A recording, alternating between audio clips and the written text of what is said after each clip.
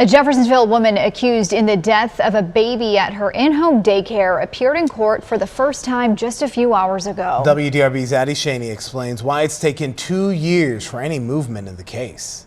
Brittany Baylor, the woman accused of killing a 6-month-old baby, appeared in the Clark County courthouse behind me for the first time today.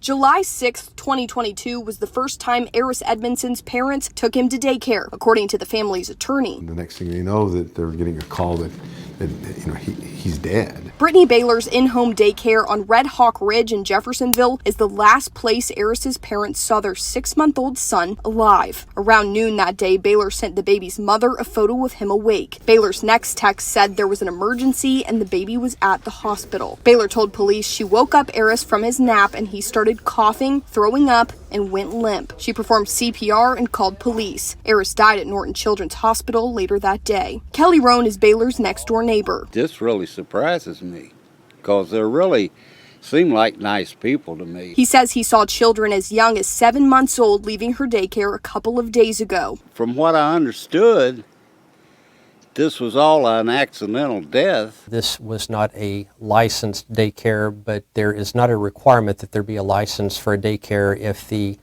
person watching the children is watching under a certain number of children. Prosecutors say they were unable to file the charges until almost 2 years later because they were waiting on a report from Norton Children's Hospital's Pediatric Protective Services. We filed the charges within days of receiving that. An official with Norton Children's told WDRB they refer any information about the length of time to the prosecutor's office. The report found the baby died from a head injury caused by an assault. Court documents show while Jeffersonville police were trying to render aid, an officer dropped the baby. Baylor's attorney says this shows his client should be released without paying bond. The Jeffersonville police came in, took over administering CPR from Miss Baylor, who was administering that, and dropped the child. Court documents show a doctor with the Kentucky Medical Examiner's Office watched the police body camera footage and said the extent of Eris's injuries could not have been caused by the officer. Instead, the injuries were consistent with a drop from a 2-story window. Baylor faces charges of neglect and battery. Brittany, what's your message to the family? Baylor's being held on $1 million bond and is not allowed to babysit any children. With photojournalist Emily Evans, Addie Shaney, WDRB News.